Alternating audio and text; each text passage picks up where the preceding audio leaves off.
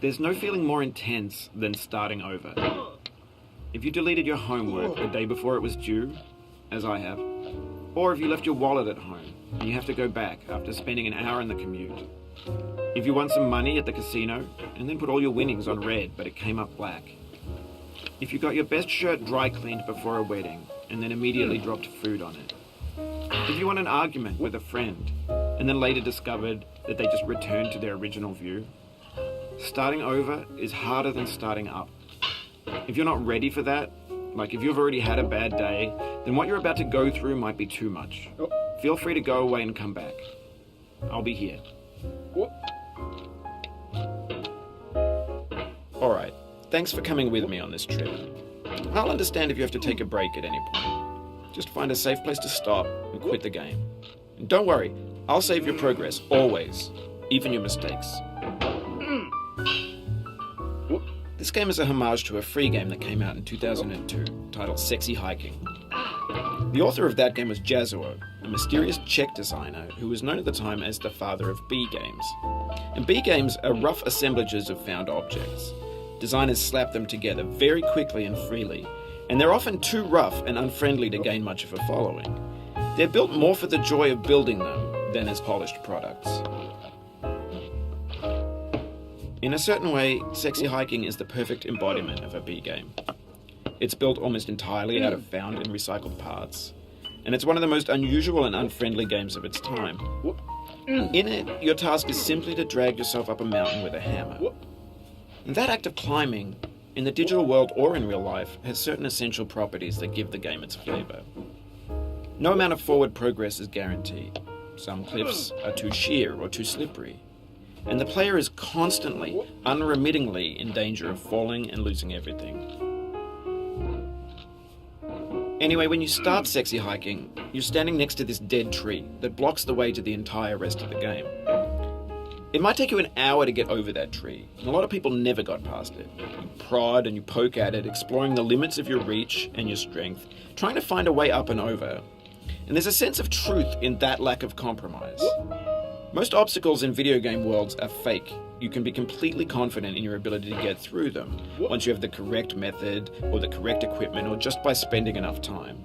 In that sense, every pixelated obstacle in Sexy Hiking is real.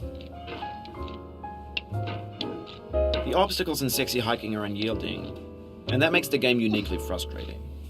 But I'm not sure Jazuo intended to make a frustrating game. The frustration is just essential to the act of climbing, and it's authentic to the process of building a game about climbing. A funny thing happened to me as I was building this mountain. I'd have an idea for a new obstacle, and I'd build it, test it, and it would usually turn out to be unreasonably hard. But I couldn't bring myself to make it easier. It already felt like my inability to get past the new obstacle was my fault, as a player rather than as a builder. Imaginary mountains build themselves from our efforts to climb them, and it's our repeated attempts to reach the summit that turns those mountains into something real. When you're building a video game world, you're building with ideas, and that can be like working with quickset cement. You mold your ideas into a certain shape that can be played with, and in the process of playing with them, they begin to harden and set until they're immutable, like rock. And at that point, you can't change the world, not without breaking it into pieces and starting fresh with new ideas.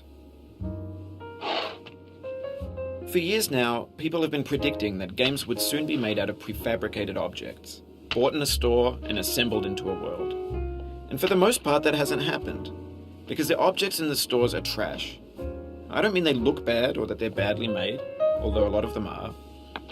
I mean they're trash in the way that food becomes trash as soon as you put it in the sink. Things are made to be consumed and used in a certain context, and once the moment is gone, they transform into garbage. In the context of technology, those moments pass by in seconds. Over time, we've poured more and more refuse into this vast digital landfill that we call the internet. It now vastly outnumbers and outweighs the things that are fresh and untainted and unused. When everything around us is cultural trash, trash becomes the new medium, the lingua franca of the digital age. And you could build culture out of trash, but only trash culture. B games, B movies, B music, B philosophy.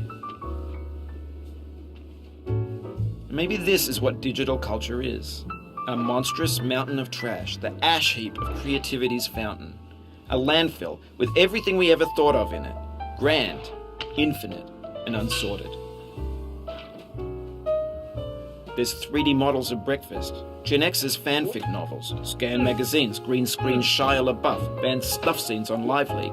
Facebook's got lifelike bots with unbranded adverts and candid shots of Kanye and Taylor Swift mashups, car crash epic failed GIFs, Russian dashcam vids, discussions of McRibs, discarded, forgotten, unrecycled, muddled, rotten, untitled. Everything's fresh for about 6 seconds, until some newer thing beckons.